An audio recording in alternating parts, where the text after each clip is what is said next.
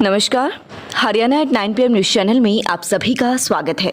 आइए आपको कराते हैं खबरों से अपडेट। सोनीपत स्वर्ण सहित 4 गैलरियों का किया उद्घाटन। पर्यटन को बढ़ावा देगा सोनीपत का ऐतिहासिक संग्रहालय। करोड़ों रुपए की सैकड़ों वस्तुएं भी संग्रहालय में उपस्थित दूर दूर से पर्यटक आ रहे थे। स्वर्ण प्रेस संग्रहालय में रविवार को ब्यूटिफिकेशन सोसाइटी और इंदिरा गांधी राष्ट्रीय कला केंद्र के द्वारा सजाकर तैयार की गई 4 गैलरी का उद्घाटन विधि पूर्वक किया गया। इस दौरान खास तौर से आतंकवादी विरोधी फ्रंट के राष्ट्रीय अध्यक्ष मनिंदरजीत सिंह बिट्टा, वेद विद्वान डॉक्टर एन शर्मा, पुरातत्ववेत्ता डॉक्टर वी शर्मा, अंशुल पांड्या, संरक्षण विभाग अध्यक्ष IGNCA नई दिल्ली से सोनीपत पहुंचे। इस दौरान डॉक्टर सुमन मंजरी, पूर्व IPS अधिकारी भी मौके पर मौजूद रही। सोसाइटी के सदस्य सचिव राजेश खत्री ने भी सभी का फूलों की मालाओं से और श्री कृष्ण रूपी रेशमी पटका पहनाकर हार्दिक स्वागत किया। देश दुनिया से पहुंचने वाले पर्यटकों के लिए स्वर्ण प्रेस संग्रहालय सोनीपत में खास तौर से वैदिक गैलरी में डिजिटल तकनीक का इस्तेमाल जहां किया गया है, वहीं महाभारत गैलरी में जो पेंटिंग लगाई गई है उसमें स्वर्ण महल प्रवेश की 4 दरवाजे, महाभारत युद्ध से पहले निमित्त पांडवकालीन हुई, श्री कृष्ण महाभारत युद्ध से होने के पहले 5 गाँव के दुर्योधन से मांग करते हुए दर्शाई गई हैं। इसी तरह से टेराकोटा गैलरी में सजे हजारों वर्ष पुराने मिट्टी से निर्मित बर्तन काफी आकर्षण का केंद्र बन रही हैं। वहीं पुलिस गैलरी में भी पूर्व IPS अधिकारी डॉक्टर सुमन मंजरी की पुलिस वर्दी के अतिरिक्त ब्रिटिश जमाने में खुदाई के दौरान निकली पिस्तौल को भी क्या है खास तरीके से उसको सजाया गया है। उस दौरान आयोजित प्रेस कॉन्फ्रेंस के दौरान मनिंदर सिंह बिट्टा ने कहा कि यह संग्रहालय भविष्य में देश दुनिया से पहुंचने वाले पर्यटकों के लिए दिल्ली NCR के क्षेत्र में बहुत ही महत्वपूर्ण साबित होगा। इस संग्रहालय को तैयार करने के दौरान इसमें सजीव वस्तुओं को देने वाले व्यक्तियों ने करोड़ों रुपए की सैकड़ों वर्ष पुरानी वस्तुओं को देकर एक देशभक्ति का परिचय दिया है। आने वाली पीढ़ी जब संग्रहालय को देखने के लिए आएगी तो उन्हें काफी रोचक जानकारी यहां से प्राप्त होंगी। इस दौरान इंदिरा गांधी राष्ट्रीय कला केंद्र से संरक्षण विभाग के विभाग अध्यक्ष अंशुल पांड्या ने बताया कि यहां इस संग्रहालय को तैयार करने के लिए तेज गति के साथ कार्य किया जा रहा है और विभाग की कोशिश है कि इस कार्य को जल्द ही पूर्ण कर लिया जाएगा।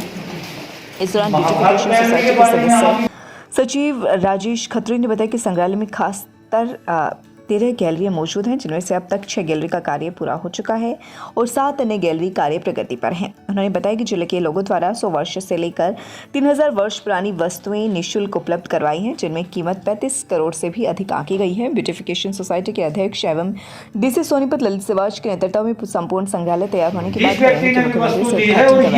संग्रहालय को दिव्यांग व्यक्ति भी देख सके, इस तरह की व्यवस्था भी की जा रही है। रमेश पांची, नरेश चंद्र गुप्ता नरेला, शिव शंकर दिल्ली, पेंटर नरेश आकाश, डॉक्टर सत्यव्रत त्रिपाठी, गंगा प्रसाद वर्मा, पंडित मुकेश राय, मामम सिंह, दुष्यंत पवन बंसल, जसवीर खत्री के अतिरिक्त सैकड़ों गणमान्य व्यक्ति उपस्थित रहे। ये देखो और ये वस्तु देने वाले हैं।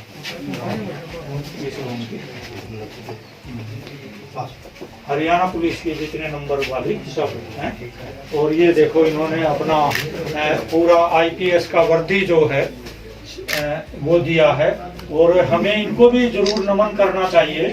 ये हमारे पुलिस में शहीद हो गए।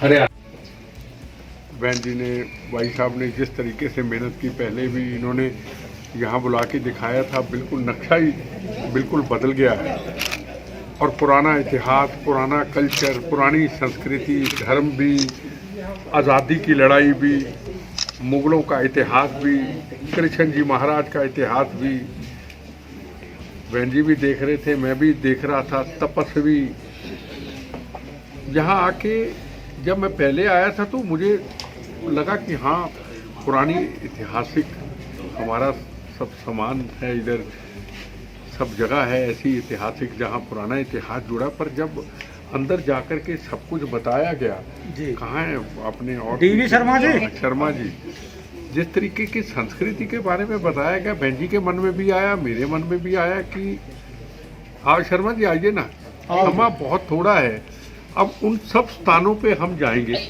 जहाँ तप हुए हैं। मैंने आज बोला है तो मैं इनका कैसे शुक्रिया अदा करूं अगर इस तरह हर जगह के ऊपर पुराने हमारी संस्कृति, पुराना हमारा इतिहास अगर इस तरीकों से निकल करके इनकी तरह बहन जी की तरह अपने आप को समर्पण किया सबके लिए, शर्मा जी की तरह, इनकी तरह अगर हम मेहनत करें तो हमारी नई जो जनरेशन है उनको कितना इस चीज़ का ज्ञान होगा। बाहर के लोग आके देखें ना देखें हमारा मतलब नहीं है। जब मेरे जैसा व्यक्ति इतना पढ़े लिखे आईपीएस रहे, इनको एक आज देख कर के हमें इतना ज्ञान मिल रहा है, तो कितना ज्ञान मिलेगा कि हमारा हिंदुस्तान पहले सोने की चिड़िया कैसे था, क्या था, कई चीज़ों का पता चलता है। तो मैं आज के दिन बड़ा आभारी हूँ और मैं इनसे जुड़ा हुआ हूँ, हमेशा जुड़ा रहूँगा। और जहाँ जहाँ भी और स्थान है हम इनके साथ जाके बहन जी शर्मा जी वहाँ भी कुछ इसके लिए हम करें। वो कहूँगा सारे देशों को हमें हाथ जोड़ के निवेदन है कि मानवता मानवता होती है, हम बैठ के ऐसा मसला हल करें कि मानवता का कत्लेआम ना हो। बेटा जी, यूथ की बात आप कह रहे थे कि यूथ को इन सब चीज़ों से काफ़ी प्रेरणा मिलती है जो आज यहाँ पर म्यूजियम में आप आए हो, लेकिन हमारा यूथ ड्रग्स की तरफ जा रहा है, आतंकवाद की तरफ जा रहा है। सोनीपत पुलिस देखो में भी पीछे जा रहा बुरा ना थोड़ा मानना, मैं कुछ आंदोलन के ऊपर बात करूँगा, जी। कोई बुरा ना माने, है ना। हम आज़ाद विचारधारा के लोग हैं। ये धरोहर है जहां हम आए हैं, इसमें कई इतिहासों का पता चला है। सोनीपत की धरती हो या पानीपत की धरती हो या कुरुक्षेत्र की हो या पूरा हरियाणा हो, आज़ादी से पहले, आज़ादी के बाद और अभी तक शहादतें, कारगिल का युद्ध, 65 की लड़ाई, 71 की लड़ाई, नक्सलाइटों से लड़ाई, कोई ऐसा गांव नहीं है हरियाणा की धरती पे जहां शहादतों का जाम नहीं पिया है और योधों ने कुर्बानी और शहादत दी है। एक चीज का अफसोस है और अफसोस मुझे रहेगा, अभी दीप संधू हरियाणा में आता जाता कहीं उसकी डेथ हो गई। ठीक, मेरा फोन देना बेटा, हाँ जी, डेथ हो गई सोनीपत में है जी। पर लोग शहीद हुए, अमन शांति दिया, छोड़ के चले गए। 96 में चीफ मिनिस्ट्री मिली, बेअंत सिंह की शहादत के बाद नरसिम्हा राव जी को कह दिया कि मेरा कर्म नहीं है। आज तक हम अपने एक आंदोलन में हैं, हमें क्यों बुलाया इधर, हमें इनको क्यों इन्होंने बुलाया, इसलिए बुलाया। हमारा कमीशन, अगर हम एमएलए एमपी होते थोड़ा हमें बुलाते हैं। हमने अपनी पहचान को वही रखा। सवाल सबसे बड़ा कि आप एक अच्छा काम कर रहे हैं, आप हरियाणा को क्यों बदनाम, धरती को क्यों बदनाम चले गए करके, टुकड़े टुकड़े कर दिए किसी के, क्यों? क्या सिख कौम ये सिखाती है? सिख कौम मानवता की रक्षा के लिए बनी थी, उसमें हिंदू भी था, मुसलमान भी था, सिख भी था, ईसाई भी था, और आपने हाथ काट दिए। ऐसे तो अफगानिस्तानी नहीं करते, ऐसे तलिबानी नहीं करते।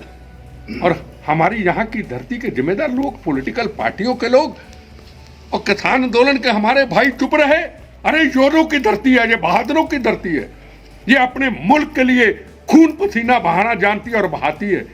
और आप हमारी धरती को बदनाम करके चले गए। अरे सिंधु बॉर्डर पर, अरे सोनीपत पे हाथ काट दिए, अरे वहां तिरंगे झंडे का अपमान करने के लिए चले गए, अरे वहां पे गीता को बुलाएंगे, खालिस्तान बनाएंगे, इनकी ऐसी की तैसी बनाएंगे। अरे ये क्या हो रहा है? खालिस्तान के नारे यही लगे, हमने खालिस्तान के नारे खत्म कर दिए थे पंजाब के अंदर। पंजाब के अंदर खालिस्तान का नारा लगता नहीं था कोई। 36,000 बेगुनाहों का कत्लेआम हुआ, 19,000 हमारे हिंदू भाई मारे गए। हिंदू और सिख रोटी बेटी का रिश्ता, 9 मास का रिश्ता, जिसको कोई तोड़ ही नहीं सकता। हरियाणा के भाइयों ने, सोनीपत के भाइयों ने, आसपास के किसान भाइयों ने पूरा समर्पण किया। किसान आंदोलन को करना चाहिए था, एक आजाद विचारधारा है, लोकतंत्र है। पर इस धरती के अंदर आकर के कुछ धरती का अपमान करके चले जाए और यहाँ के लोगों को बेवकूफ बना के चले जाए और खुद जाके वहाँ राजनीति कर ले, इलेक्शन लड़ ले, चूड़नी जी और राज्यपाल जी, और खालिस्तान के नारे भी लग जाएं और भारत माँ तेरे टुकड़े टुकड़े के नारे भी लग जाएं। पहले इंदिरा गांधी को मारा, अब मोदी को मारेंगे, और यहीं से काफिला चले। और लाल किला का वो तिरंगा झंडा जो सबसे पहले पंडित जवाहरलाल नेहरू जी ने लहराया, जहां नीचे लाल बहादुर शास्त्री, जहां बाबा साहब अम्बेडकर, सरदार पटेल थे, फ्रीडम फाइटर थे, उस तिरंगे झंडे का अपमान हो जाए, हम क्यों नहीं बोले? मेरा एक सवाल है, यहां के जिम्मेदार लोगों से सवाल है मेरा। और वहां जाके मैं अगर वीडियो दिखाऊंगा आप हैरान हो जाएंगे।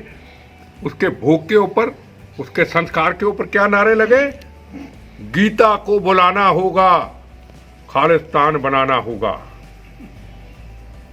खालिस्तान बनाना हमारी मजबूरी है और गीता को बुलाना होगा। गीता को बुलाना मतलब हिंदू राष्ट्र को साइड में करना होगा। हर हिंदू को पंजाब छोड़ के जाना होगा। अरे किसान का कौन सा सोनीपत का ऐसा गांव, कौन सी हरियाणा का ऐसा गांव जिसने जब पंजाब के किसान आए रोटी का इंतजाम, दूध का इंतजाम, हर चीज का इंतजाम, ये भाई हर गांव से आके इस आंदोलन में शामिल हुआ। और आज ये लोग कहते हैं गीता को बुलाना होगा, इनकी ऐसी की तैसी, कहते खालिस्तान बनाएंगे, इनकी ऐसी की तैसी। खालिस्तान ना कभी बना था, ना कभी बनने देंगे, ना कभी बनेगा। बनेगा तो पहले की तरह हमारी लाशों से गंदी हनेरी की तरह गुजर जाएगा। अरे कौन सा खालिस्तान, अरे कौन सा आंदोलन?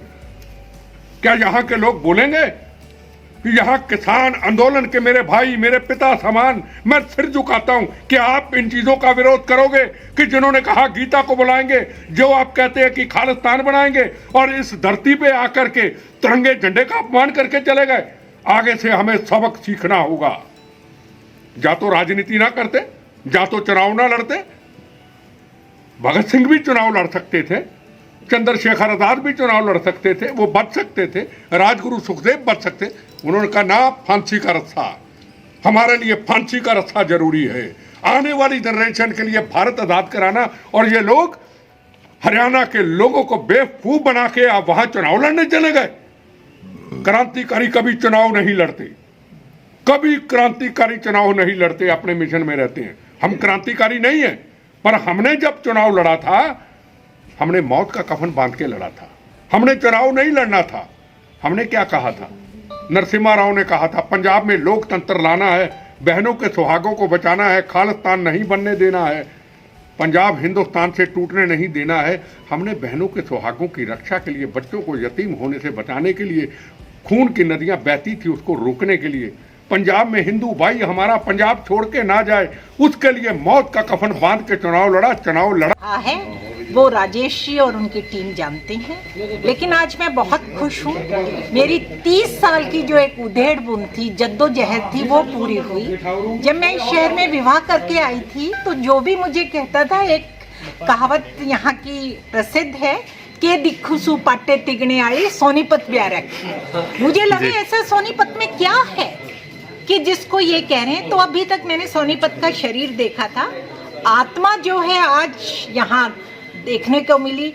गोरड़ गांव का महत्व पता लगा कि गोरक्षनाथ जी, जिनको एक शिव का अवतार मानते हैं, वो इस धरती पर तपस्या करके गए हैं। सतकुंभा पहला गांव जिसके दरवाजे हैं 4, और जहां से 4 दरवाजे किसके होते हैं? धर्म अर्थ काम मोक्ष के। तो आज सोनीपत की जो आत्मा है वो देखने को मिली, जानने को मिली।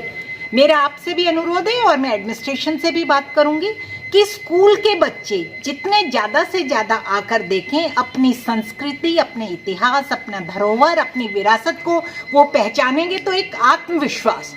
आपने देखा बिट्टा जी किस ओज और ऊर्जा से बोल रहे थे?